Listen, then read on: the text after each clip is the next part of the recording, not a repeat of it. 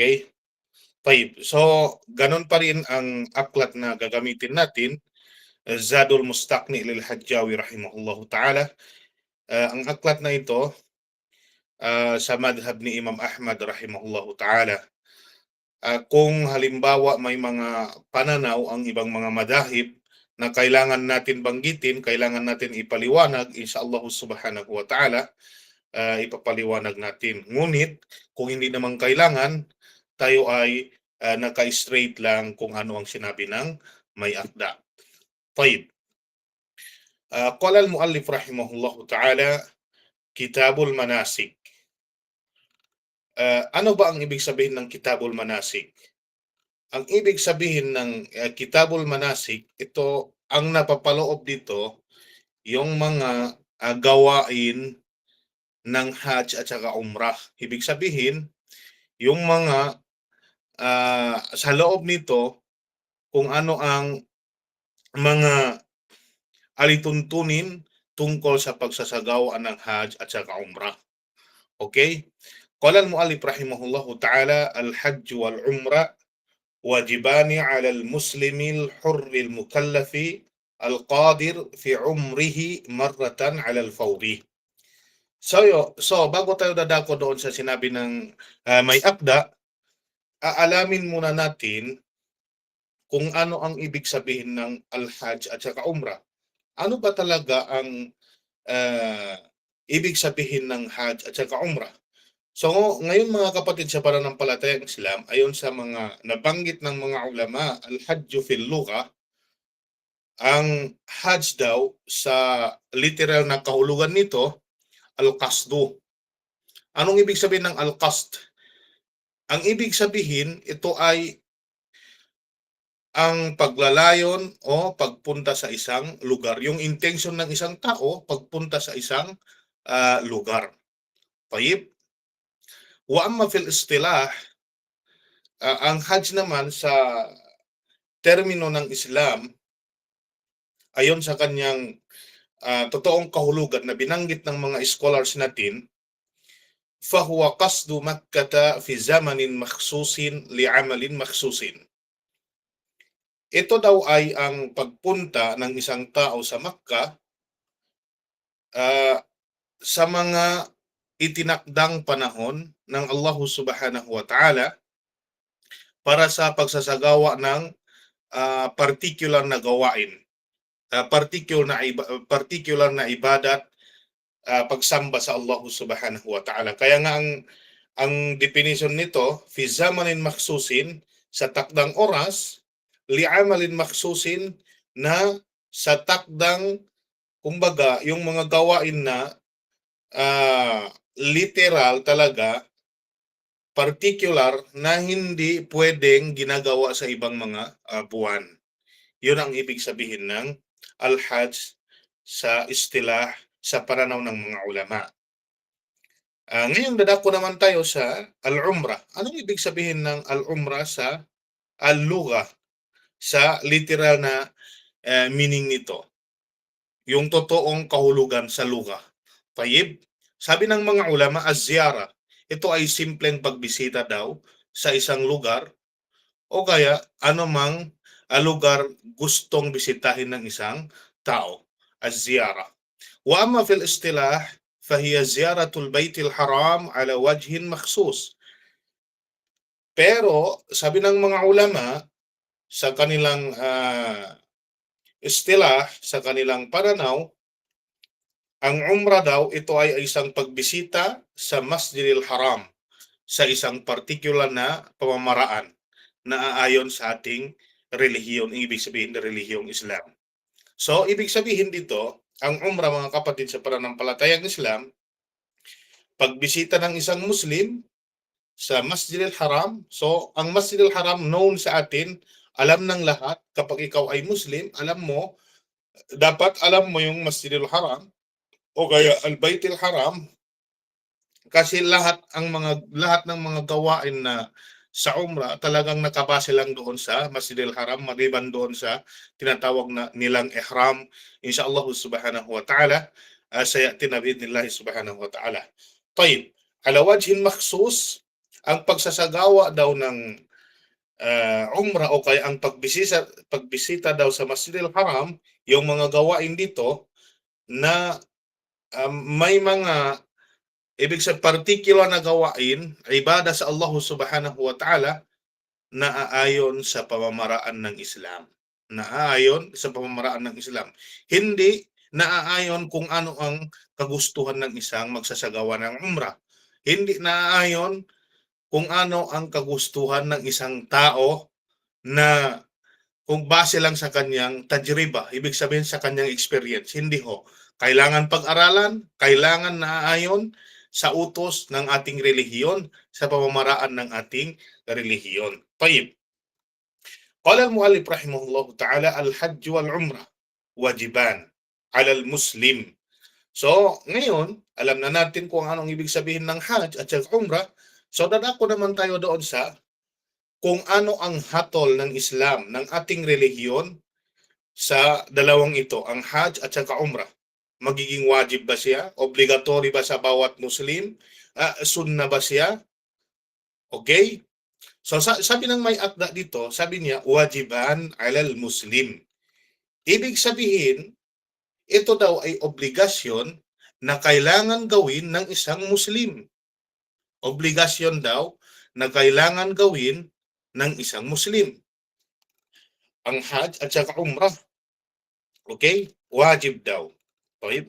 Ibig sabihin kapag nabanggit ang salitang wajib o kaya obligatory, kapag hindi ginagawa na magkakaroon tayo ng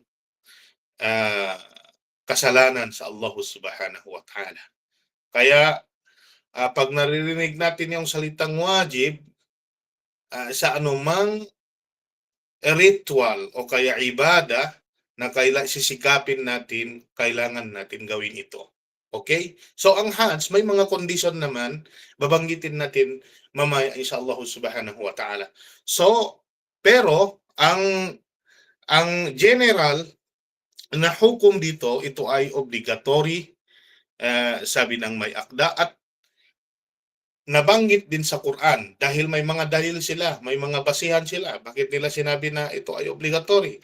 Sabi ng Allah Subhanahu wa Ta'ala sa banal na Quran, walillahi 'alan nasi hajjul baiti man istata'a ilayhi sabila. Ito ang unang dalil nila na ang hajj o kaya umrah, ito ay obligatory na kailangan gawin ng isang Muslim. Sabi ng Allah Subhanahu wa Ta'ala, walillahi 'alan nasi hajjul baiti man istata'a ilayhi sabila. At tungkulin daw ng mga tao sa Allah Subhanahu wa Ta'ala ang magsasagawa ng hajj sa Baitullahil Haram, sa Kaaba, para sa mga taong may kagayahang magkakarating dito. So ibig sabihin, hindi kahit na nabanggit dito na ito ay wajib o kaya obligatory, hindi naman lahat ng tao inobliga sa kanya ng Allah Subhanahu wa Ta'ala, maliban na lang sa mga taong may kakayahang na magkakarating dito. So maliwanag mga kapatid sa pananampalatayang Islam,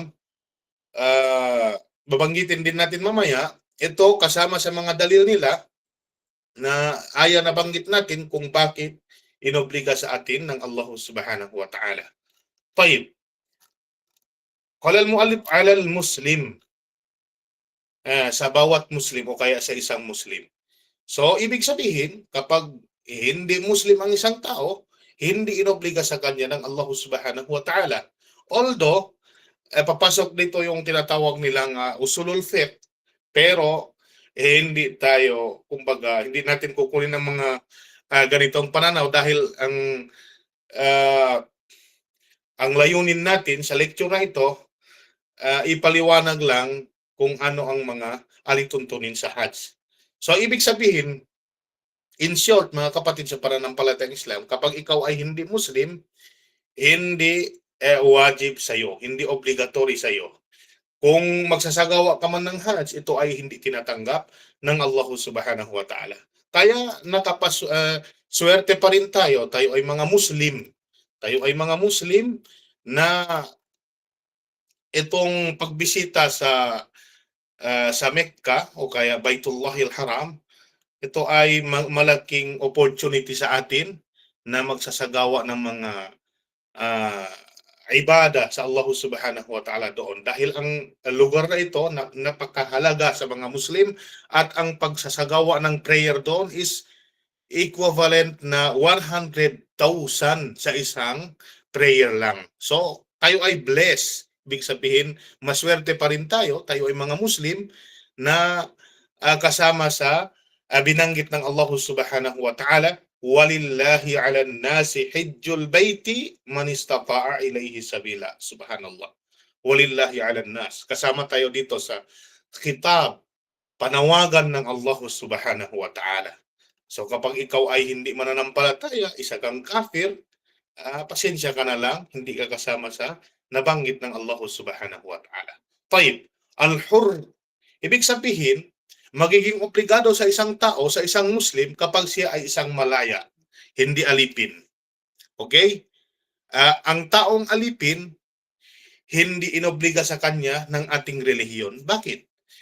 Sa dahilan, ang alipin, may nagmamay-ari sa kanya, may kumukontrol sa kanya. Okay? Pero sa panahon natin ngayon, hindi ko alam, baka wala nang tinatawag nilang alipin, wala nang slave. Pero sa unang panahon, lalong-lalo na sa panahon ng ating propeta, na panahon ng mga sahaba, panahon ng mga 100 years after ng propeta, ng mga sahaba, hanggang sa siguro mga 7th century, 8th century, meron pang tinatawag na alipin. So, kapag alipin ang isang tao, kapag alipin ang kalagayan ng isang Muslim, hindi obligado sa kanya. Dahil ang kanyang katawan hindi niya pagmamay-ari kung hindi ito ay pagmamay-ari ng kanyang amo. So, wala siyang, ibig sabihin, wala siyang kakayahan na magpunta dito sa Mecca dahil mismong katawan niya hindi niya pagmamay-ari. So ibig sabihin, wala siyang istitaa, wala siyang kakayahan magpunta dito sa Mecca dahil nabanggit ng Allah Subhanahu wa Ta'ala, man istata'a ilayhi sabila, para sa mga tao lang may kakayahang makakarating dito sa Mecca o kaya sa Baitullahil Haram. Okay? Al-mukallaf, sabi ng may akda, kasama sa mga kumbaga sifa o kaya inobliga ng Allah Subhanahu wa Ta'ala sa isang Muslim kapag siya ay isang mukallaf. Anong ibig sabihin ng mukallaf? Nabanggit ng mga ulama, ang mukallaf may dalawang uri. Isa na doon, ang taong may tamang pag-iisip. Ang taong may tamang pag-iisip. So ang taong baliw, mga kapatid sa pananampalatayang Islam, kapag baliw ang isang tao, hindi inobliga sa kanya ang pagsasagawa ng Hajj. Hindi lang Hajj ha, lahat ng ibada sa Allah Subhanahu wa Ta'ala, hindi obligatory sa kanya. Nabanggit sa hadith ni Ali radhiyallahu ta'ala anhu. At nabanggit din natin sa ating lecture nung nakaraang Ramadan, ang taong baliw, hindi inobliga sa kanya ng Allah Subhanahu wa Ta'ala ang lahat ng ibada, ang lahat ng uri ng pagsamba sa Allah Subhanahu wa Ta'ala. Dahil kung ginagawa niya man ito, hindi ito tinatanggap ng Allah Subhanahu wa Ta'ala. Dahil wala siyang tinatawag na tamang layunin magsasagawa ng tamang ibada sa Allah Subhanahu wa Ta'ala. Pangalawang uri ng tinatawag nilang mukallaf, yung taong nasa tamang edad. Yung taong nasa tamang edad. Ibig sabihin, kapag akil-balig na yung tao, nasa tamang edad na, siguro nagsisimula ito sa 15, dahil nabanggit doon sa PDT 83, sa Muslim code sa Pilipinas, nung ginawa ng mga Muslim sa panahon ni Ferdinand Marcos Sr., 15 years. Nabanggit din sa hadith, 15 years. Pero may mga alama na maaari ang isang tao nasa tamang edad na kahit hindi umabot sa 15 years. Ibig sabihin, kapag sinabing 15 years, ito ay takribi lamang. Hindi ito na, yon ang totoong kapag nasa 15 ka na, ibig sabihin nasa tamang edad ka na, o kaya pag 14 ka, o kaya mas mababa doon, hindi ka na sa tamang edad. Depende.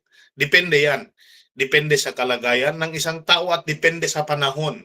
Sa panahon ng taglamig, sa panahon ng tag-init, kung saan ang isang lugar na madalas na ang panahon doon taglamig o kaya tag-init, depende. Ibig sabihin, nakadepende din sa atin. Alam din natin na tayo ay nasa tamang edad na. Kapag ganun ang kalagayan ng isang Muslim, inobliga sa kanya ng Allah subhanahu wa ta'ala ang pagsasagawa ng Hajj at saka Umrah. Okay? Qala al-muallif rahimahullahu ta'ala, al-qadir. Oh, isa sa mga shart o kaya kondisyon sa pagsasagawa ng Hajj, ang may kakayahan. Ang may kakayahan. So, ano bang ibig sabihin dito ng al-qadir, yung may kakayahan? Babanggitin natin mamaya, inshallah subhanahu wa ta'ala, dahil binanggit ng may akda na ang ibig sabihin ng al-qadir, may definition siyang binanggit sa baba, inshallah subhanahu wa ta'ala. So, ang importante lang sa atin, na al-qadir, may kakayahan magpunta dito sa Mekka, mga kapatid sa pananampalatayang Islam. Fi umrihi marratan. Fi umrihi marratan. Ibig sabihin, ginagawa ito ng minsan sa buhay ng tao.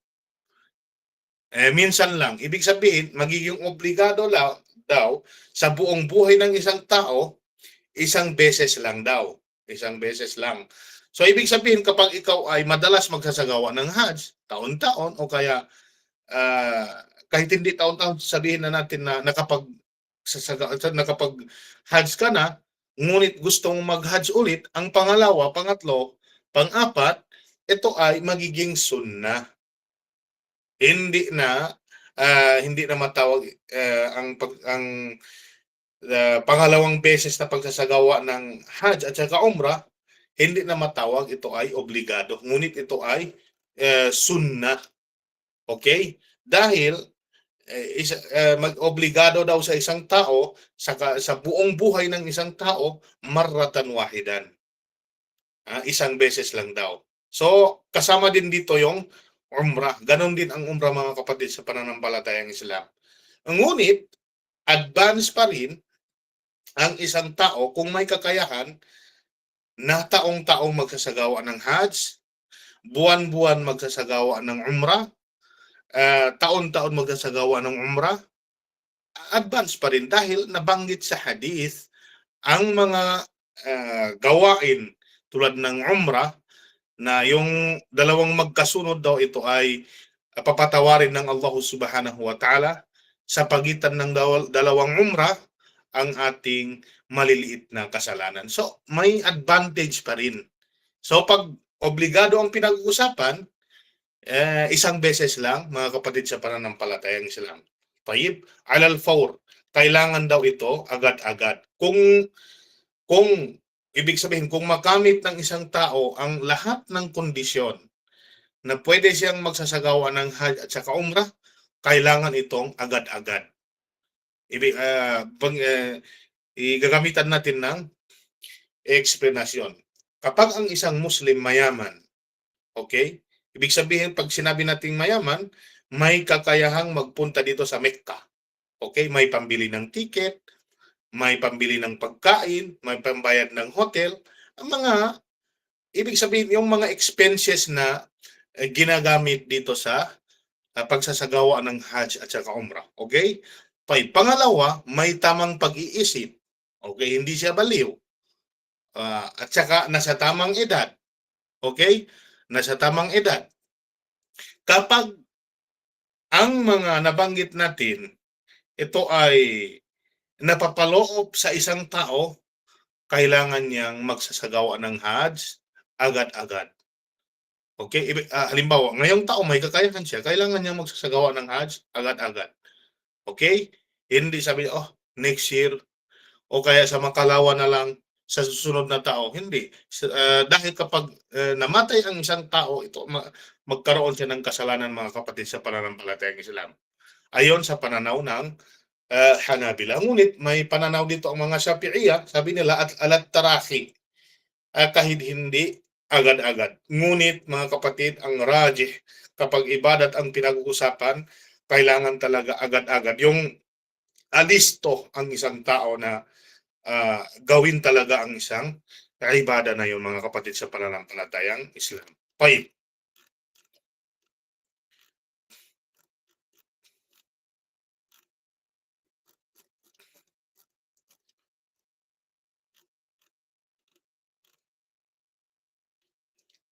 قال المؤلف رحمه الله تعالى فإن زال الرق والجنون والصيب في الحج بعرفة وفي العمرة قبل طوافها صح فرضا وفعلهما من الصبي والعبد نفلا.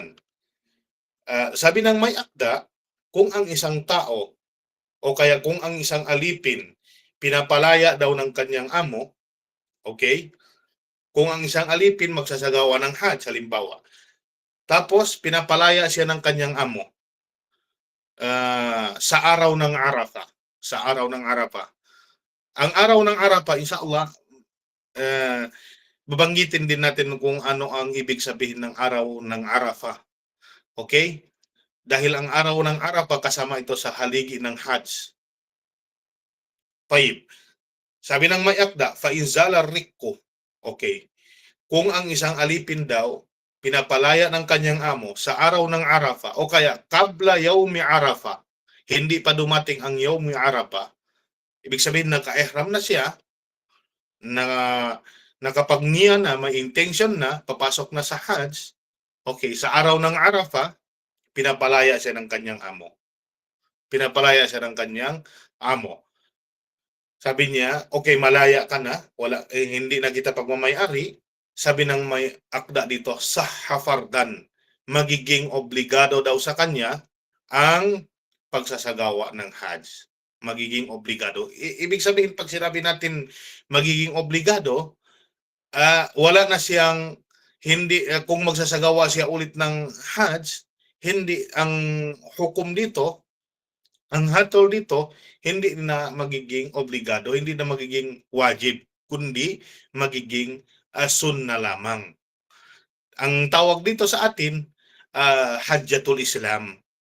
Ibig sabihin, nagawa niya ang isa sa mga haligi ng Islam, yung pagsasagawa ng Hajj. 5. Qala al-mu'allif rahimahullahu ta'ala, fa in zala ar-riqqu wal jununu. Ganon din ang isang tao. Ganon din ang isang tao na baliw. Tayyib, baliw. Ang isang taong baliw, kung magsasagawa ng Hajj, pero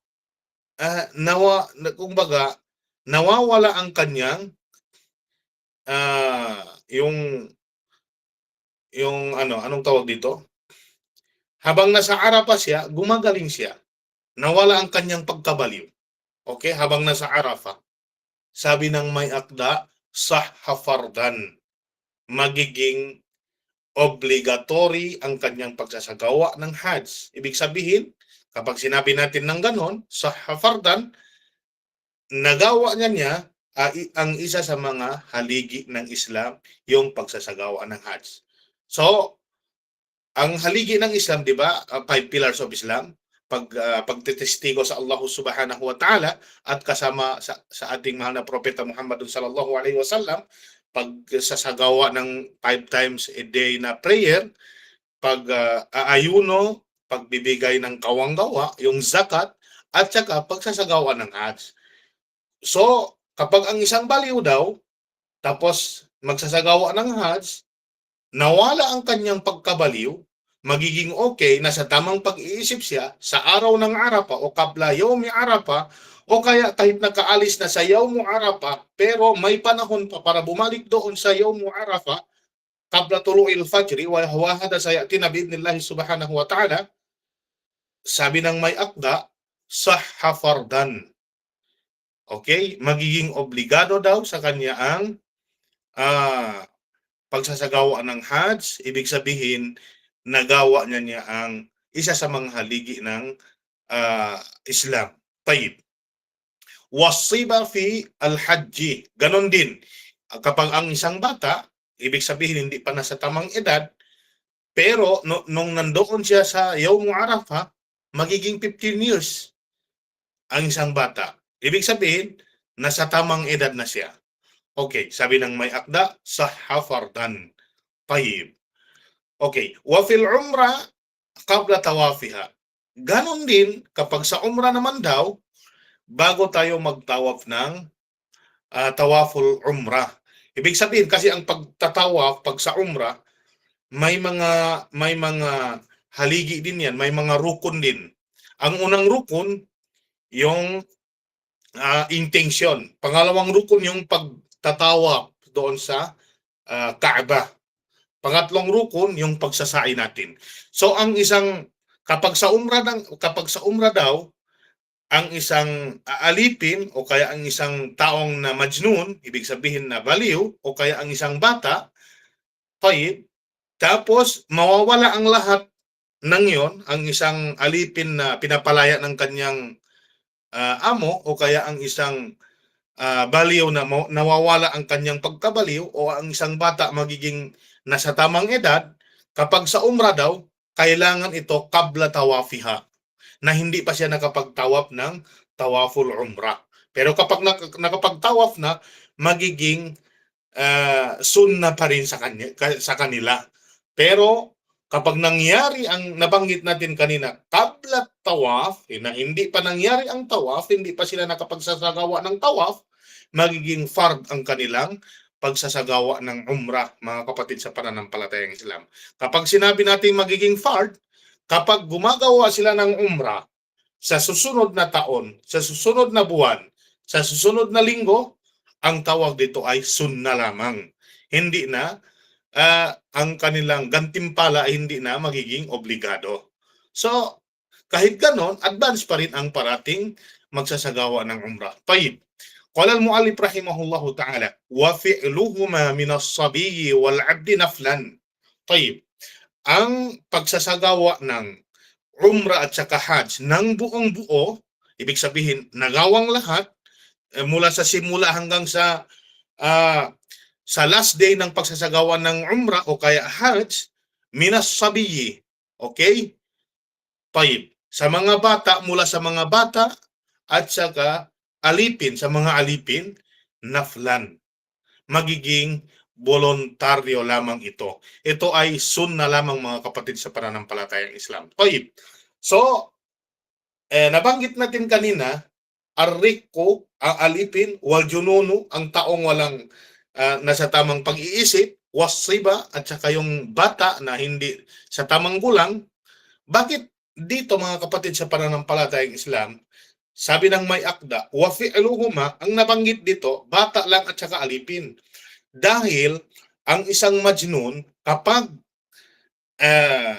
ang isang baliw, kapag nababaliw siya sa buong pagsasagawa ng hajj at saka umrah, hindi ito tinatanggap sa kanya ng Allah subhanahu wa ta'ala. Dahil wala siyang tamang intensyon. Kaya nga nabanggit dito ng may akda, kapag nawala ang kanyang pagkabaliw, kabla yawmi Arafah o kaya yawmu Arafah, bago araw ng Arafah o kaya doon mismo sa araw ng Arafah. So dito, kapag hindi nawala hanggang sa mula sa simula hanggang sa last day ng pagsasagawa ng hajj at saka umrah, hindi ito tinatanggap sa kanya. Ngunit ang dalawang taong ito, yung alipin at saka bata, tinatanggap sa kanya ng Allah subhanahu wa ta'ala, ngunit ito ay itinuturing na voluntaryo lamang. Hindi ito magiging wajib, hindi ito magiging fard. Tayyib. Qala al-mu'allif rahimahullahu ta'ala, wal qadiru, dito binanggit ng muallif ng may akda kung ano ang ibig sabihin ng yung qadir, may kakayahan. So inshallah subhanahu wa ta'ala, sisikapin natin na kung ipaliwanag sa tapos, kumbaga sasabihin natin na idugtong natin sa ating kalagayan natin ngayon, sa ating sitwasyon ngayon.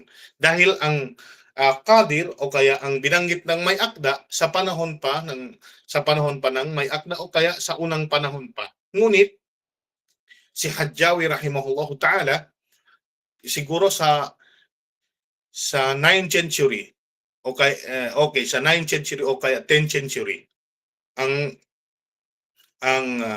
isang alim na may akda ng aklat ng ating binabasa. Tayyib. Sabi niya, wal qadiru man amkanahu ar-rukubu wa wajada zadan wa markuban salihain limithlihi ba'da qada'il wajibati wan nafaqati syar'iyyah wa hawaijil asliyah. So, ang may kakayahan daw, siya ang taong kayang maglakbay. Okay? Kayang maglakbay at may sapat na pera para sa kanyang pagkain at saka sasakyan. Okay? Ibig sabihin, ang taong may kakayahan, unang-una dito, talagang may pera. Talagang may pera at may kakayahan siya sumakay sa sasakyan. Okay? Pangalawa, kasi pag may pera na, pwede nating sabihin, may kakayahan na siyang magbayad ng sasakyan, magbayad ng plane ticket, lahat-lahat ng expenses ginagawa ng isang magsasagawa ng Hajj. Okay? Kasama na dito ang hotel, pagkain, tayyib, ba'da qada'il wajibat. Matapos bayaran ang lahat ng mga gastusin na ito ay obligado sa kanya. Obligado sa kanya. Ano bang ibig sabihin ng mga gastusin na obligado sa kanya? Tulad ng utang. Kapag ang isang tao may utang, tapos gusto niyang magsasagawa ng Hajj. Halimbawa, ang bayad ng Hajj ngayon is 340,000.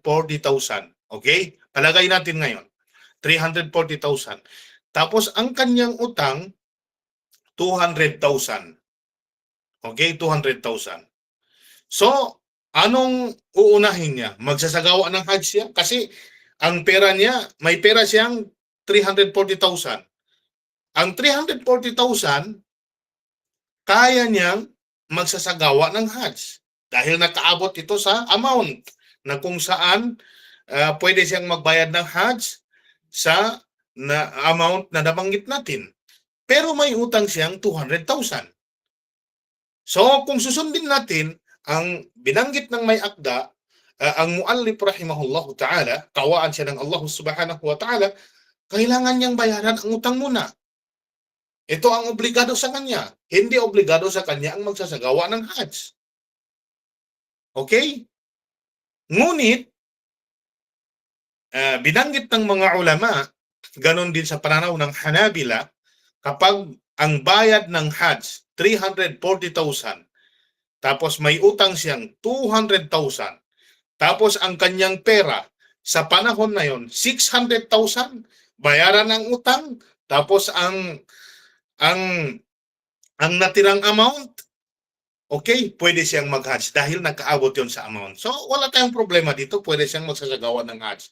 So, mga kapatid sa pananampalatayang Islam, kung may mga kapag-anak tayo, may mga magulang tayo, may mga pamilya tayo na halos ibenta ang kanilang ari-arian, halos, kumbaga, umutang sa kanilang mga pamilya, sa kanilang mga kaibigan para lang makapagsagawa ng Hajj, hindi ito tama, mga kapatid sa pananampalatayang Islam, dahil wala siyang kakayahan na magpunta dito sa Baitullahil Haram.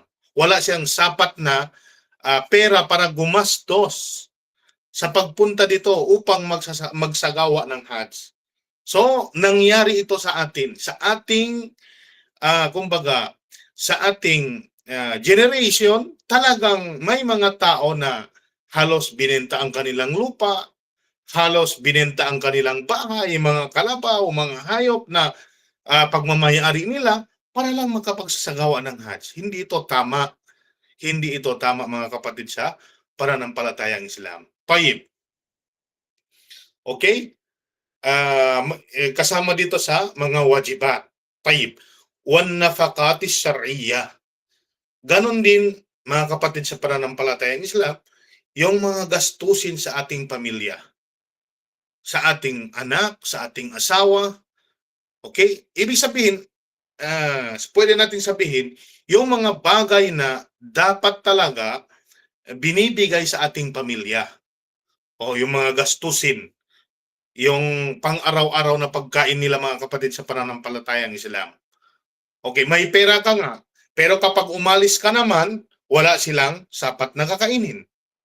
Dahil ginamit mo sa pagsasagawa ng Hajj ang pera sana na pwede mong gastusin sa kanila.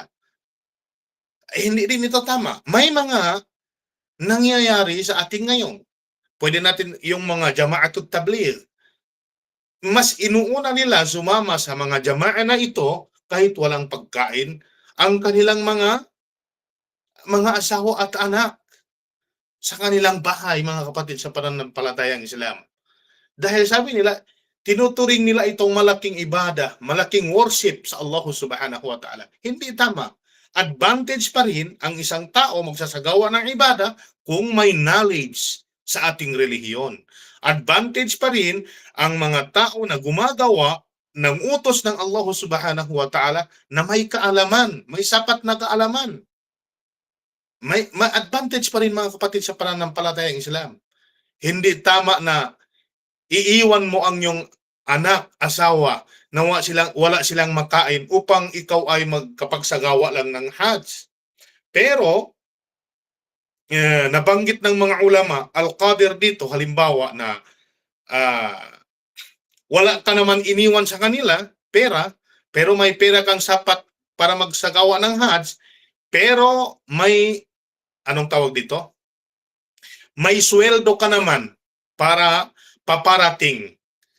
Pwede nilang gastusin pang-araw-araw sa pang-araw-araw nila hanggang ikaw ay makabalik sa iyong pamilya, walang problema dito. Dahil ang pinag-uusapan dito, kung wala silang kakainin, kung wala kang ibibigay na gastos. Okay? Ganon, mga kapatid sa pananampalatayang Islam. Ibig sabihin, mas uunahin yung paggastos sa pamilya kaysa pagsasagawa ng Hajj. Okay? Naiintindihan natin. Kaya medyo, kumbaga, ang aking paliwanag dito na medyo may kaanghangan, mga kapatid sa pananampalatayang Islam, dahil nangyayari ito sa atin. Nangyayari talaga ito sa atin. Halos may mga tao rin, sabihin na natin na ba'da qada'il wajibat, di ba? May mga tao rin na kumbaga umuutang sa mga bangko. Ibig sabihin, lalong-lalo na yung mga empleyado, talagang mag-loan talaga sila. Mag-loan, gumagawa ng riba, gumagawa ng maasi, kasalanan sa Allah subhanahu wa ta'ala para lang makapagsagawa ng Hajj. Hindi ito tama. Hindi ito tama. Kung may mga kamag-anak kayo na ganito ang kanilang sitwasyon, sabihin nyo sa kanila na hindi tama ang inyong ginagawa. Kung wala kang pera, huwag kang umutang. Lalong-lalo na kung mag-loan ka sa mga bangko na may interest, gumagawa ng riba. Kasama dito yung mga pulis, halos lahat na yung nagtatrabaho sa government, ating mga guro, subhanallah. Hindi mawawala sa kanila ang ganitong sitwasyon, mga kapatid sa pananampalatayang Islam. Tayyib. La hawla wala quwwata illa billah. Tapos kung pangaralan mo sila, sabi nila, bakit sa Saudi Arabia pwede kang mag-loan sa mga bangko, may mga interest naman? Hindi ganun hindi parehas ang bangko ng Saudi Arabia at saka bangko ng Pilipinas. Dahil ang bangko ng Saudi Arabia may mga Sharia compliance. Ang tawag doon, hindi loan. Hindi ka umutang sa kanila. Magtawarruk ka sa kanila. Ibig sabihin ng tawarruk, may mga item sila, binebenta sa'yo na parang utang, tapos magtaukil ka sa kanila na ibenta naman ito sa kanila kasi gusto mo ng cash. Business, pinaparaan nila sa business. Hindi, kumbaga, hindi nakadirektang utang. Ang interest doon, yung tinatawag nila parang nagbabayad kang installment. Pero ang item, mga kapatid sa pananampalatayang Islam, hindi mo na nahawakan dahil magtaukil ka na doon sa bangko, binenta sa ibang tao para magkakuha ka ng cash. Kaya nagtataka ako sa mga nurses dito o kaya yung mga nagtatrabaho talaga dito sa government dito sa Saudi Arabia, kung pinangaralan mo sila, bakit sabi nila dito sa Saudi Arabia, may mga loan, may mga interest naman. Sabi ko, hindi nyo maiintindihan. Hindi nyo kasi binasa ang kontrata. Kung binasa nyo man, sabihin na natin hindi nyo maintindihan dahil may mga Arabic. May mga Arabic. O kaya, kahit binasa mo pa, kahit may English, halimbawa may na English na translation, ngunit wala kang kaalaman tungkol sa Sharia. Kaya ito ay bawal, mga kapatid sa pananampalatayang Islam. Kaya huwag kang umutang, lalong-lalo na yung utang na may interest, may riba, tapos upang ikaw ay makapagsagawa lang ng Hajj, walang silbi. Sabihin na natin ito ay tinatanggap ng Allah subhanahu wa ta'ala. Pero aanhin mo naman, okay, na ikaw ay gumagawa ng samba, worship sa Allah subhanahu wa ta'ala, at the same time, ikaw ay magkaroon ng kasalanan sa Allah subhanahu wa ta'ala. So, hindi ito tama, mga kapatid sa pananampalatayang Islam. Ganon din ang nafakatus syariah. Taib, wal hawaijul asliya, ito ay mga pangunahing pangangailangan ng isang tao. Halimbawa, ang mga pangunahing natin sa bahay, may mga yung mga refrigerator, yung mga ref natin, yung mga kuryente natin, at yung mga motor natin para sa mga anak natin, pang araw-araw, papuntang eskwela, papuntang madrasa. Kung ibebenta natin yon, nahihirapan ang ating mga anak. Hindi, halimbawa, nahihirapan papunta sa eskwela, papunta sa madrasa, para lang makapag-hajj tayo. Sabi, anak, ibenta na natin yung ating mga motor. O kaya, may ipon ako dito, gusto kong mag-hajj, kahit hindi natin mababayaran yung ating kuryente, kahit mapuputulan tayo, importante na kapag-hajj ako. Hindi pwede, mga kapatid, sa pananampalatayang Islam. Pwede kang magbenta ng ari-arian kung may sapat kang kita, halimbawa may sapat kang, may ibang ari-arian na nakapalit doon, walang problema dito. Pero yung pangunahing pangangailangan ng isang tao, yung hawaijul asliya, talagang binebenta niya, hindi niya ito na binigyan ng halaga para lang makapagsagawa ng Hajj, hindi ito tama. Hindi ito kasama sa mga sa sinabi ng Allah subhanahu wa ta'ala, man istata'a ilayhi sabila, para sa mga tao lamang na may kakayahan makakarating dito. Tingnan nyo, pansin nyo yung sinabi ng Allah subhanahu wa ta'ala, walillahi 'alan nas, tungkulin ng mga tao sa Allah subhanahu wa ta'ala, hijjul bait, ang mag-hajj dito sa Baitullahil Haram, man istata'a ilayhi sabila. Okay? Man istata'a, man, para sa sinumang taong may kakayahan na makakarating dito. Okay? Kung ibig sabihin, kung magbenta ka ng mga ari-arian na ito ay kailangan mong pang-araw-araw, pumasok ito sa mga pangunahing pangangailangan ng isang tao, hindi ka kasama sa nabanggit ng Allah subhanahu wa ta'ala, may kakayahang magpunta dito sa Mecca, mga kapatid sa pananampalatayang Islam.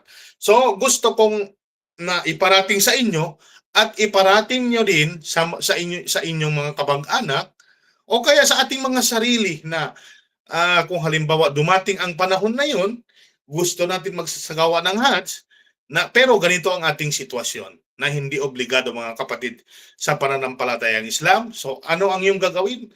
Magdua ka na lang sa Allah subhanahu wa ta'ala, bigyan ng lakas, bigyan ng rizki, ng biyaya mula sa Allah subhanahu wa ta'ala upang magagawa mo ang iyong ang Hajj at saka Umrah. Okay? Ito ang dapat mindset ng isang Muslim. Tayyib. Hindi na natin pahawain dito. Okay? Tayyib. Qala al-mu'allif rahimahullahu ta'ala, wa in a'jazahu kibarun aw maradun la yurja bur'uhu lazimahu ay yuqima man yahujju wa ya'tamiru anhu min haythu wajaba wa yujzi'u anhu wa in ufiya ba'da al-ihram. Tayyib. Ang paragraph na ito, mga kapatid, sa pananampalatayang Islam, pwede nating sabihin dito Hajjul Badal o kaya Badalul Hajj o kaya Badalul Umrah. Yung pwede mo utusan ang isang tao na magsasagawa ng Hajj para sa isang tao. Okay? Pwede yun, mga kapatid, sa pananampalatayang Islam. Tayyib. Ngunit may mga kondisyon din dito, inshallah, babanggitin din natin kahit hindi binanggit ng may akda biidnillahi subhanahu wa ta'ala. Pero sa susunod ng ating mga lecture, inshallah, siguro na babanggitin din ng may akda biidnillahi subhanahu wa ta'ala. Hindi kasi ako naka-review eh. Ang aklat na ito, halos araw-araw ko nire-review, pero dahil sa mga irtibatat, ibig sabihin may mga bagay na inuuna ako, kaya naiwan ko ang pagre-review ng aklat na ito. Tayyib. Qala al-mu'allif rahimahullahu ta'ala, wa in a'jazahu kibarun, kung hindi kaya dahil sa katandaan, ibig sabihin ang isang tao hindi niya kaya magpunta dito sa Baitullahil Haram dahil matanda na siya. Okay? Ibig sabihin, ang taong ito, mga kapatid, sa pananampalatayang Islam, may sapat na pera. May pera siya, mayaman siya. Kaya niyang magpunta dito. Ngunit, dahil matanda na siya, hindi niya kayang magpunta dito, talagang palagay na natin na nakahiga lang siya, okay, hindi na kayang isakay sa wheelchair, kasi kapag sinabi natin na hindi kaya, matanda, may mga matatanda naman na kayang isakay sa wheelchair, lalong-lalo na yung mga taong mayaman, talagang hindi sila nahihirapan dahil pera kasi ang pinag-uusapan. Kung may pera ka, ang tingin sa'yo ng mga tao ay Diyos. Ibig sabihin, kaya mong gawin lahat ng gusto mo kung may pera ka, kahit dahil babayaran mo lang ang mga tao. Tayyib. Ang sinasabi natin dito, may sapat na pera. Kung ang bayad halimbawa na 340 ang bayaran sa Hajj, tapos may pera siyang 1,000,000, tapos matanda na siya, hindi niya kaya magpunta dito. So anong sabi ng muallif? Pwede siyang mag-utos sa isang tao na pumalit sa kanya para magsasagawa ng Hajj at saka Umrah. Min haythu wajaba, kung saan nangyayari sa kanya na ito ay obligatory sa kanya. Halimbawa, kung ikaw ay taga-Pilipinas, hindi ayon sa binanggit ng muallif, kung ganito ang iyong kalagayan, hindi pwede ang isang tao na pumapalit sa iyo para magsasagawa ng Hajj at saka Umrah dito sa Saudi Arabia. Kailangan talaga taga-Pilipinas. Kailangan talaga taga-Pilipinas. Kaya nga sabi dito, min haythu wajaba, kung saan nangyari ang obligatory sa isang tao na yon. Tayyib. Ngunit ang tamang pananaw dito, mga kapatid, sa pananampalatayang Islam, walang problema kahit taga dito sa Saudi Arabia, pwede pa rin pumapalit sa kanya sa pagsasagawa ng Hajj at saka Umrah. Okay? Dahil ang patwa ngayon dito sa Saudi Arabia at ang mga ating mga scholar, pwede. Kasi naalala ko tuloy ng 2016-17, may mga Malaysian na nagbabayad sa mga estudyante upang magsasagawa ng Badalul Hajj. Nung nasa Riyadh pa ako nag-aaral, Tayyib, nung nasa college ata ako, siguro halos mga 40K to 50K ang bayad nila sa pagsasagawa ng Hajj. So, ang mga taga-Malaysia talagang nagpapadala sila dito ng pera para lang sa pagpalit ng pagsasagawa ng Hajj. Tayyib? Okay. Kung gano'n ang kalagayan ng isang tao, pwede kang magbigay. Gastusan mo ang isang tao na yon, sabi mo ito ang pera, magniya ka lang para sa akin, magsasagawa ka ng Hajj para sa akin dahil wala na akong kakayahan. Tayyib. Pero may mga kondisyon mga kapatid sa pananampalatayang Islam. Ang kondisyon nito, unang-una, kailangan ang isang tao na papalit sa iyo para magsasagawa ng Hajj, kung ganito ang iyong kalagayan, kailangan nakapag-Hajj muna siya sa kanyang sarili. Dahil nabanggit sa mga hadith ng ating propeta Muhammadun sallallahu alaihi wasallam, sabi niya, sa taong magsasagawa ng Hajj, tulad ng hadith ni Subruma at iba pa, sabi niya, mag-Hajj ka muna sa iyong sarili bago ka mag-Hajj sa ibang tao. So, ginagawa ito mga kapatid sa pananampalatayang Islam mismo sa panahon ng ating mahal na propeta Muhammadun sallallahu alaihi wasallam, dahil ang isang tao na yon mag-Hajj siya sa kanyang ama na matanda, hindi niya kayang magpunta dito sa Mekka, tapos tinuruan siya ng ating mahal na propeta Muhammadun sallallahu alaihi wasallam. So, ibig sabihin, pwede pala magbayad lang, magbigay ka lang ng pera sa mga tao kung ang kalagayan mo ay matanda na, talagang hindi mo na kaya na magpunta dito sa Mekka dahil ang pagsasagawa ng Hajj talagang mahirap. Kaya nga nabanggit sa hadith, sinabi ni Aisha radhiyallahu ta'ala anha, "Ya Rasulullah, may mga jihad ba ang mga babae? May mga struggle ba ang mga babae?" Sabi ng ating mahal na propeta, meron, sabi niya, al-Hajj wal Umrah, ang pagsasagawa ng Hajj at saka Umrah. Dahil kumbaga kailangan naglaan ka ng oras para mag-exercise, lalong-lalo na yung Hajj. Kasi karamihan mga kapatid sa pananampalatayang Islam talagang maglakad lang. Ako, nung magsasagawa ako ng Hajj, nung time na nakatigil lang ako before pandemic, 2018 ata o 2019. Halos taon-taon ako magsasagawa ng Hajj. Simula 2014 ata yun, 2013. Talagang maglakad kami galing Arafah, mag-bus lang papuntang Arafah, galing Arafah, papuntang Muzdalifah, papuntang Mina, papuntang Masjidil Haram. Talagang kilometers ang pinag-uusapan dito. Talagang malayo mga kapatid sa pananampalatayang Islam. May mga babae na na-collapse, may mga lalaki na na-collapse. Swerte yung mga nagbubus lang. Talagang mahirap. Kaya nga ang tawag dito ay jihad sa mga babae. Jihad, wala namang silang jihad kital, pero ang jihad nila yung pagsasagawa ng Umrah at saka Hajj. Qala al-mu'allif rahimahullahu ta'ala, aw maradun la yurja bur'uhu. Anong ibig sabihin? Ang taong ito mayaman, may sapat na pera, ngunit may sakit siya na wala ng lunas, ibig sabihin, wala ng pag-asa na mawala ang kanyang sakit. Wala ng pag-asa mawala ang kanyang sakit. Sino ang nagsasabi sa atin ang ating sakit na wala ng pag-asa mawala ito? Mga doktor, mga kapatid sa pananampalatayang Islam. Hindi kung sino-sino. Okay? Hindi natin sabihin na sa ating sarili, may sakit ako, wala ng pag-asa. Hindi ko na kaya magpunta sa Baitullahil Haram. Okay? Hindi ko na kaya, kailangan ko nang magbayad ng ibang tao. Hindi pwede. Okay? Kahit ikaw ay may sakit, ngunit may kakayahan ka naman. May sakit ka, pero may lakas ka naman. Ang pinag-uusapan dito, may sakit, tapos hindi niya kayang magpunta dito. Baka na-miss yung pagkakaintindi dito. Baka mali ang inyong pagkakaintindi dito. Baka sabihin nyo, okay, may sakit ako. Kahit may kakayahan ako pupunta doon, may sakit ako, wala nang lunas, kailangan ko na magbayad. Dahil may sapat na mga akong pera. Hindi ganon mga kapatid sa pananampalatayang Islam.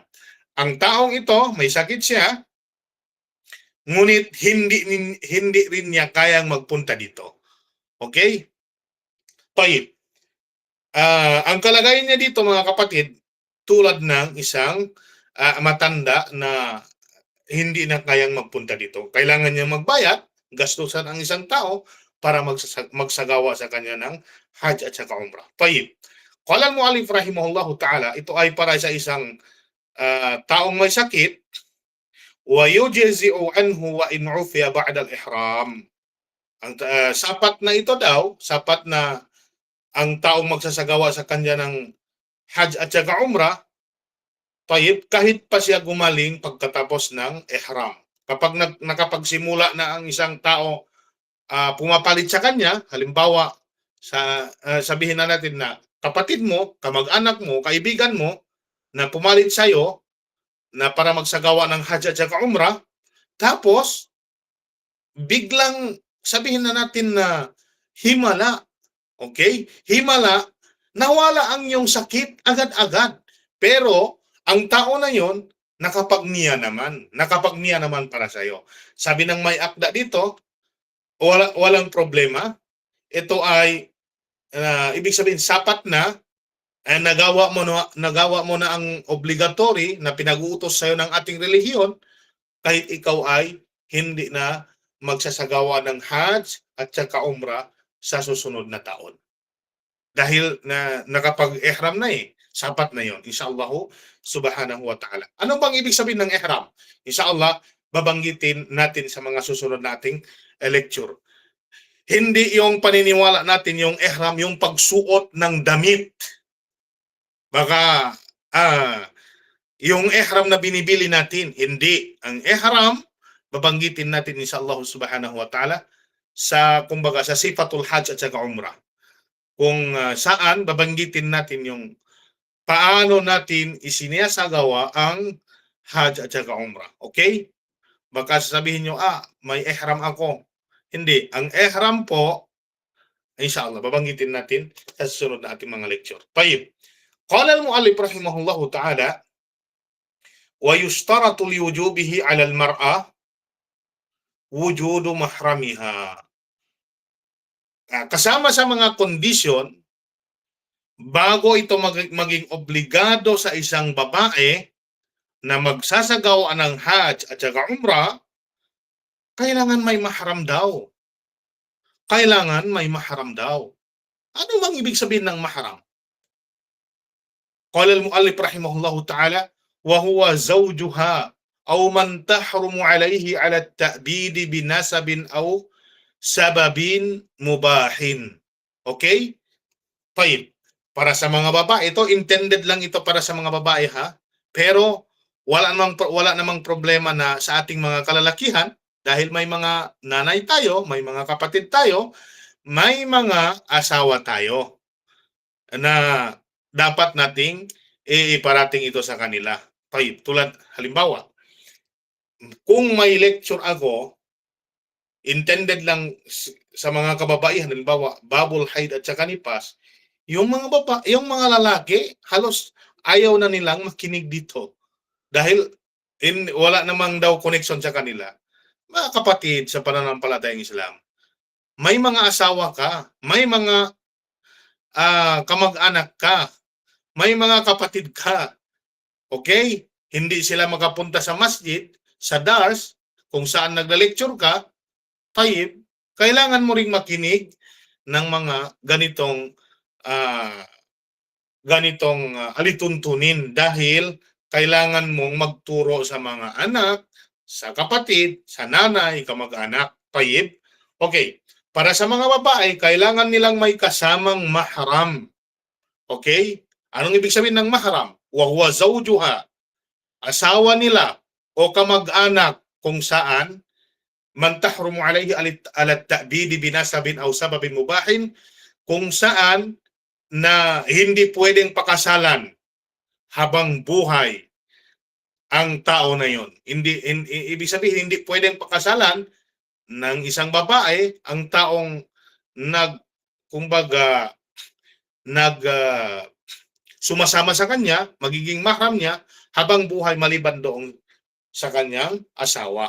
Okay? Ibig sabihin, kapag ang isang babae na may pera, may sapat na pera, kaya niyang maglakbay dito papuntang Mecca, may sapat na pangbayad ng hotel, plane ticket, lahat-lahat ng expenses na dito sa Hajj at saka Umrah, wala naman siyang mahram, hindi pa rin obligatory sa kanya. hindi pa rin obligatory sa kanya. Nabanggit sa hadith na hindi pwede sa isang babae na maglakbay, okay? Maglakbay kung walang kasamang mahram. Ibig sabihin, makasalanan, mga kapatid sa pananampalatayang Islam. Makasalanan. Magkaroon siya ng kasalanan. Sa panahon natin ngayon, subhanallah, Allahul musta'an, Allahul musta'an, Allahul musta'an. Kahit walang mahram, hindi lang sa Hajj, ha? Hindi lang sa Hajj. Kaya ng isang babae ngayon mag-travel papuntang Manila kahit walang kasamang mahram. Kaya ng isang babae ngayon mag-travel papuntang Zamboanga kahit mga 2 gabi doon kahit walang kasamang mahram. Kaya nangyayari ang mga masasama, mga kapatid sa pananampalatayang Islam. So ngayon, may fatwa ang BAR. Hindi ko lang nabasa lahat, ha? Na ang binasa ko lang title, kung ano ang hatol sa mga babae na nagtatrabaho sa ibang bansa, walang kasamang mahram. Subhanallah. Subhanallah. Allahul musta'an. Allahumma hdina wa saddidna. Ya Allah, guide us. Kumbaga, gabayan mo kami sa tamang landas. Mahirap talaga kapag dunya ang inaatupag natin, ang mga makamundong bagay na inaatupag natin, yon lang ang ating nasa isip, nasa puso, talagang nalabag natin ang utos ng Allah subhanahu wa ta'ala. Mga kapatid sa pananampalatayang Islam, na ang babae talagang hindi dapat payagan ng kanyang wali, tatay, ng kanyang magulang, mga kapatid, na pumunta sa isang lugar na kung walang mahram. Subhanallah. Nangyayari ito sa atin. Kahit mismo doon sa ating lugar na first cousin, second cousin, nagdadrive sa motor kasama ang kanyang first cousin na babae, umaangkas sa kanya. Hindi ito mahram, mga kapatid sa pananampalatayang Islam. Kaya ang mga maasi, ang mga kasalanan na kumbaga idinudulot dito sa babae at sa lalaki, talagang kumbaga anong tawag dito? Muntasir. Yung makikita natin kahit saan lugar. Makikita natin kahit saan lugar kasi parang wala tayong pakialam sa ating mga kababaihan. Wala tayong pakialam sa ating mga kababaihan. La hawla wala quwwata illa billah. La hawla wala quwwata illa billah. Tayyib. So, in short, ang mahram ng isang babae, unang-una ang kanyang asawa. Unang-una ang kanyang asawa, nabanggit ito sa hadith, mga kapatid sa pananampalatayang Islam, kung saan ang isang lalaki na nakapag-isti'dad na siya, nakapag-prepare upang sumama sa jihad. Ngunit ang kanyang asawa magsasagawa ng Hajj, wala namang mahram. Inutusan ang lalaki na yon, huwag sumama sa jihad ng ating mahal na propeta Muhammad sallallahu alaihi wasallam, na dapat niyang samahan ang kanyang asawa dahil walang mahram. Biro mo, ang lalaki na yon, nakapag-isti'dad na, nakapag-prepare na para sumama sa jihad. Kumbaga, sa worship na pinakamataas, jihadun fi sabilillah. Ngunit ang kanyang asawa na may balak naman mag-Hajj, walang mahram, inutusan ng ating propeta Muhammad sallallahu alaihi wasallam sumama sa kanyang asawa. Dahil walang mahram. Ganon kahalaga ang babae na kailangan kung mag-travel ito, kailangan may mahram. Although may mga khilaf dito, sino ang mga mahram? Pwede na ba ang 3 babae na kasama ng isang babae? May 3 babae na amina, na mapagkatiwalaan naman, tapos pwede ka sumama sa kanila, magiging mahram ba ito? May mga pananaw na ganito. Ngunit ang hadith na maliwanag, mga kapatid sa pananampalatayang Islam. So ang pagsasama sa mga sheikh na mursidun, mga tinatawag Hajj wal Umrah. Sa panahon natin ngayon, maaari ito na kung ako lang tatanungin talagang hindi ako papayag. Ngunit sabihin na natin may mga ustad din, mga sheikh na papayag sa mga ganitong gawain. Although amin na may mga pananaw dito, si Sheikhul Islam Ahmad Ibn Taymiyyah rahimahullahu ta'ala, kung talagang masiguro sabi niya dito na amin na kung walang fitna na nangyayari, pwede. Pero ang hadith na maliwanag, mga kapatid sa pananampalatayang Islam. Lalong-lalo na sa panahon natin ngayon, madali lang makagawa ng maasiya. Hindi ba mga kapatid sa pananampalatayang Islam? Madali lang makagawa ng maasiya. Kukunin mo lang yung number, nag-chat ka sa kanya, may asawa ka ba o wala, pwede tayo magkita doon, ganito-ganito, o kaya kape-kape lang sa may Starbucks. May maraming paraan, maraming dahilan, at madali lang tayo makagawa ng kasalanan, mga kapatid sa pananampalatayang Islam. Kaya nga, kayong mga kapatid kong babae na nakikinig sa akin ngayon, huwag niyong payagan ang inyong mga asawa na hindi kayo samahan kung may travel kayo. Kayo din mga lalaki, huwag niyong payagan ang inyong mga asawa at mga kapatid, nanay, pamangkin na babae na maglakbay na walang kasamang mahram. Magiging istrikto kayo. Istrikto kayo sa hak na kung saan ito ay pinahintulutan ng ating relihiyon sa katotohanan. Magiging istrikto tayo sa katotohanan. Magiging istrikto tayo. Dapat unahin natin yung kumbaga kalagayan natin sa araw ng paghuhukom kaysa sa mga makabundong bagay. Subhanallah. La hawla wala quwwata illa billah. Tayyib. Aw man tahrumu alayhi ala at-ta'bid binasabin. Yung mga hindi niyang pwedeng pakasalan panghabang buhay. Nabanggit kung sinong gustong malaman yung mga nasab, yung mga kamag-anak na hindi pwedeng pakasalan habang buhay, nabanggit ito sa PD 1083, yung Muslim Code sa ating sa Pilipinas. Meron yan sa Google, pwede niyong i-download. Pero magbanggit tayo dito ng mga halimbawa. Yung hindi mo pwedeng pakasalan, tatay mo, hanggang sa, anong tawag dito? Tatay hanggang sa grandfather, pataas. Kapatid mo, hanggang sa kanyang mga anak, ang inyong pamangkin na lalaki kapag ikaw ay babae. Okay? Tayyib. Anong tawag dito? Uncle mo. Okay? Mga uncle mo, hanggang sa kanyang mga anak. Hindi. Mga uncle mo, kasi ang kanyang anak na pwede mong pakasalan. Kasi first cousin mo eh. Pero sa civil law natin dito sa Pilipinas, hindi pwede. Hindi pwedeng magpakasal ang mag-first cousin sa law ng Pilipinas, sa civil law ng Pilipinas. Pero sa ating relihiyon, exempted yun kasi may PD 1083 tayo, hindi tayo kasama doon sa tinatawag nilang civil code.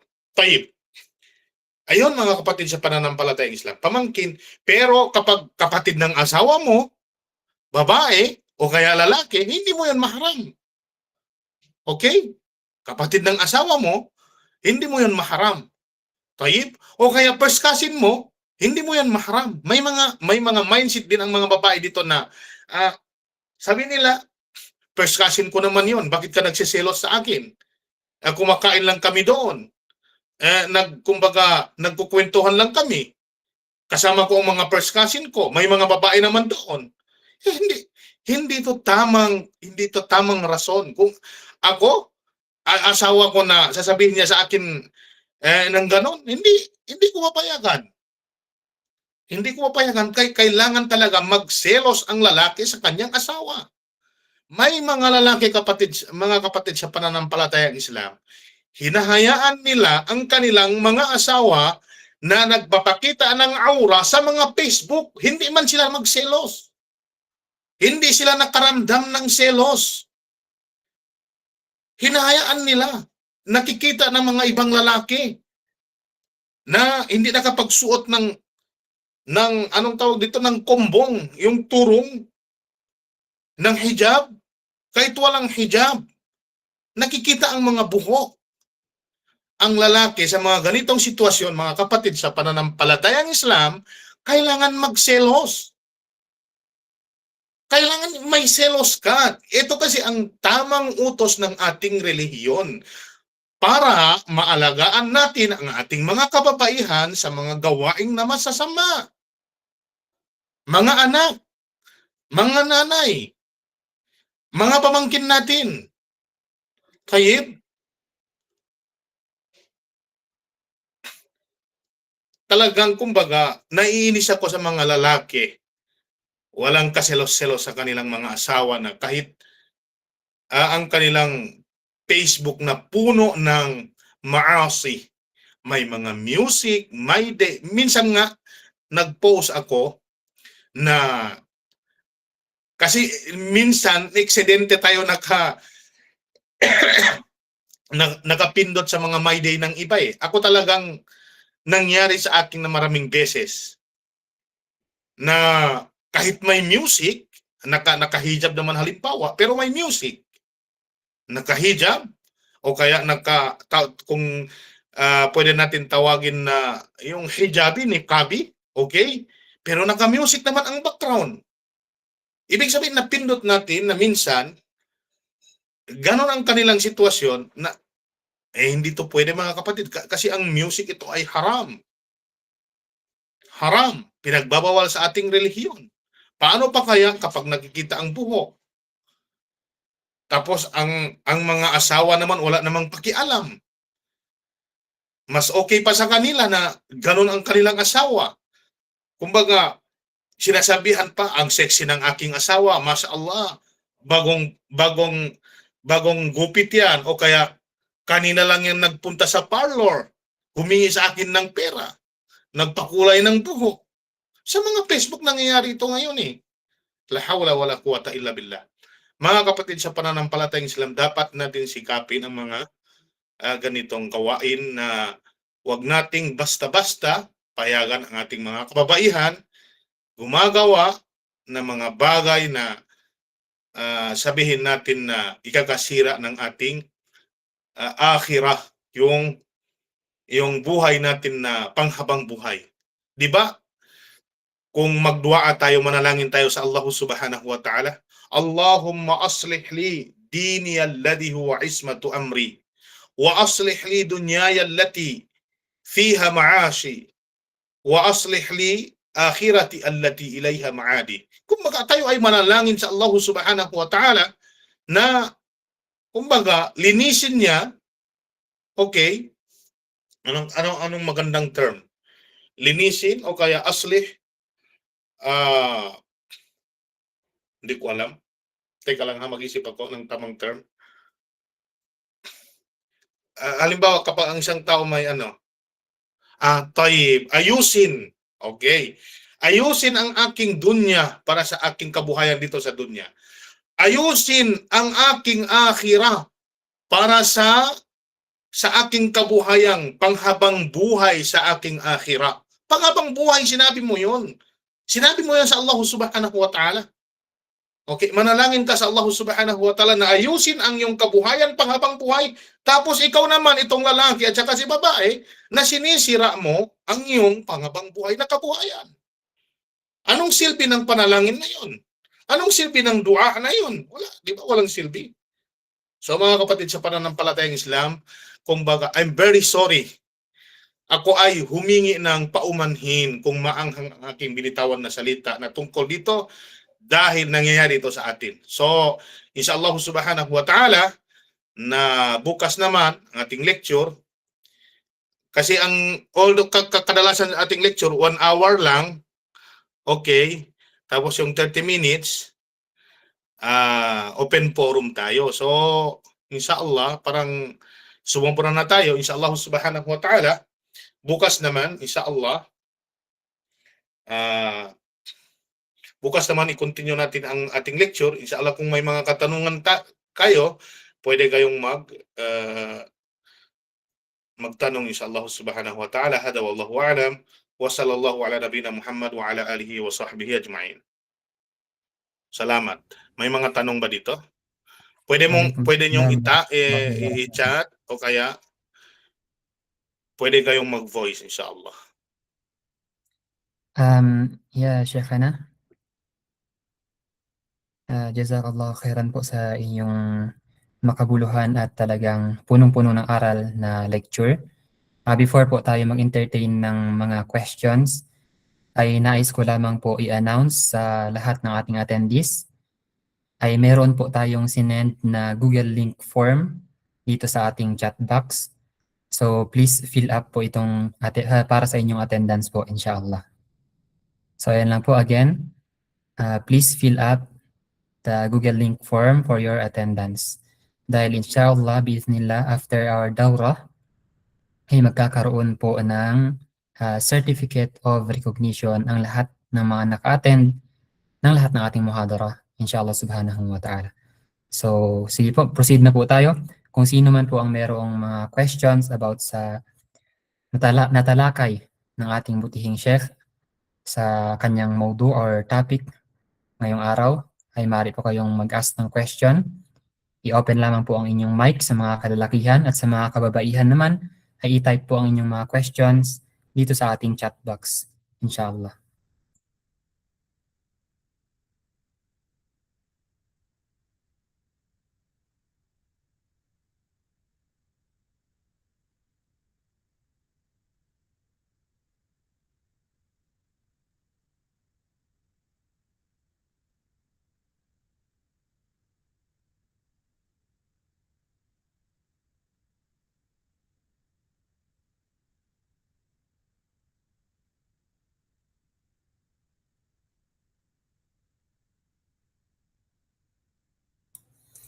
Okay, para po sa question ni Ibrahim Aisha, paano po sumali?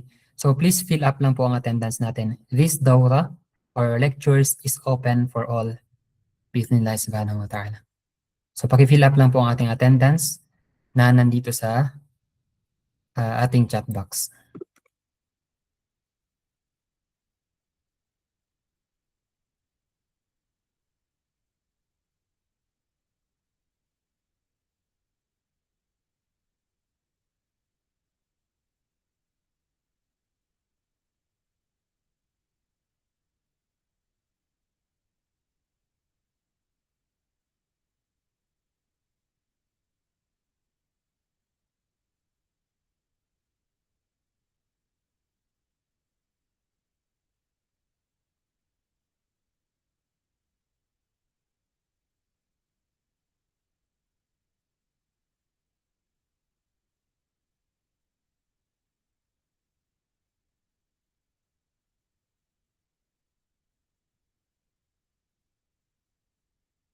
Kung wala ng katanungan, inshallah, mag-e-end ng ating lecture, inshallah subhanahu wa ta'ala. So, bukas, dapat maaga tayo na 8:40, kailangan nakapasok ng lahat. So, 8:30, diretso na tayo, inshallah subhanahu wa ta'ala. So, maraming salamat sa inyo. Yeah, Sheikh Hana, assalamualaikum. Meron pong question sa comment section. Yeah, Sheikh Hana. So, pakibasa na lang. Di kasi ako masyadong marunong dito eh. Teka lang ha. Sige po, Sheikh, basahin ko po ang question. Sige. Assalamualaikum. Pwede daw po ba ipag-hajj ang magulang na matanda na pero may kakayanan ang anak? Walang problema. Di ba nabanggit natin kapag ang isang tao na hindi niya kaya magpunta dito sa Mecca, tapos wala namang pera, okay, wala namang pera, hindi yun obligado sa kanya. Kasi, unang-una, wala siyang kakayahan. Pangalawa, walang pera. Pero ang anak, kung mag-volunteer, inshallah, gantimpalaan siya ng Allah subhanahu wa ta'ala. Mas maganda yon. Kasama ito sa mga birrul walidain. Yung pag-obey sa ating mga magulang. Tayyib. Maganda yon. Alhamdulillah. Okay na? Aywa, syukran, jazakallah khairan po ya Sheikhana sa malinaw na kasagutan. At Basta kung wala na, Tayyib, basta ang importante dito, ang pumapalit doon sa kanya, anak man o hindi, ibang tao man, kailangan nakapag-Hajj muna sa kanyang sarili. Okay? Bago siya magsasagawa ng Hajj sa ibang tao. Tayyib. Sukran. ay, okay, afwan ya Sheikhana. So, kung wala na pong katanungan, ay konting announcement lang before tayo mag-end. Okay, merong follow-up question. Sige po, tafadhal.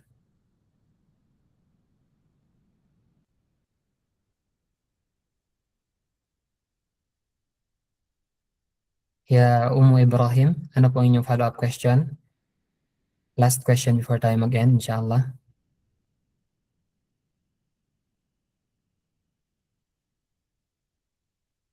Ito po ang kanyang katanungan niya, Sheikh. Paano po kung ang magulang ay hindi practicing Muslim at namatay na, pwede pa po ba siyang ipag-umrah? Yan po, ya Sheikh. Tayyib.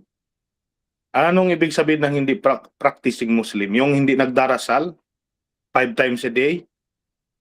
Ganun ba yun? Pagilinaw lang, Opo, ya Sheikh. kapag hindi nagdarasal ang isang tao na 5 times a day, kahit pa born Muslim ito, hindi pwede dahil isa siyang kafir. Sa mga na akwal ng mga ulama, ito ang rajih, kumbaga ito ang matibay na dalil na kung saan ang isang tao, kahit born Muslim, kapag hindi magsasagawa ng prayer 5 times a day, kafir siya. Ibig sabihin, hindi ka pwedeng manalangin sa Allah subhanahu wa ta'ala para sa kanya, hindi ka pwedeng magbigay ng kawanggawa para sa kanya, hindi ka pwedeng magbigay ng anumang uri ng worship para sa kanya dahil kafir siya. Kahit pa ito ay anak mo, kahit pa ito ay magulang mo, basta din relihiyon ang pinag-uusapan, kailangan manaig pa rin sa atin ang ating relihiyon bago ang pamilya. Allahu tabaraka wa ta'ala ala wa alam. Hindi pwede pag ganun ang kalagayan. Aywa, tama. Barakallahu fik ya Sheikhana sa malinaw na kasagutan. So, inshallah po, yun na po ang last question na entertain natin for this lecture. Kung meron pa pong mga follow-up question, ay meron po tayong group chat. Inshallah, isend natin po ang link, no, or just PM the Al-Basira or Kaalaman Al-Basira page para po ma-send namin sa inyo ang link ng lecture bi'idhnillah subhanahu wa ta'ala. And before tayo mag-end, short announcement lamang po. Itong dawra po ay magsisimula ngayong araw, and ito ay every twice a week. Friday and Saturday, same time, 1:30 to 3 p.m. at Philippine time, and 8:30 to 10 a.m. KSA time. Ito ay every Friday and Saturday. Mag-start ngayong April 24 at mag-end sa May, inshallah subhanahu wa ta'ala. At ang lahat ng makaka-attend po ng lahat ng ating lectures ay makakatanggap ng Certificate of Recognition para sa dawra na ito. Kaya mahalaga po sa bawat isa na uma-attend sa ating lecture ay paki-fill up po ang ating attendance form na nasa chat box bago po kayo mag-exit or mag-out sa ating meeting. At yun lamang po. Inshallah subhanahu wa ta'ala, dito nagtatapos ang ating lecture para sa araw na ito. Nas'alallah at-tawfiq wal hidayah wa akhiru da'wana alhamdulillahi rabbil alamin. Subhanakallahumma bihamdik.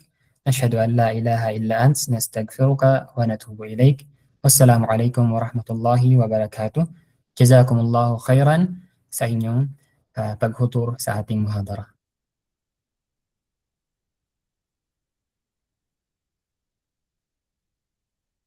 Kung nakapag-fill up na po tayo ng form, ay pwede na po tayong mag-out sa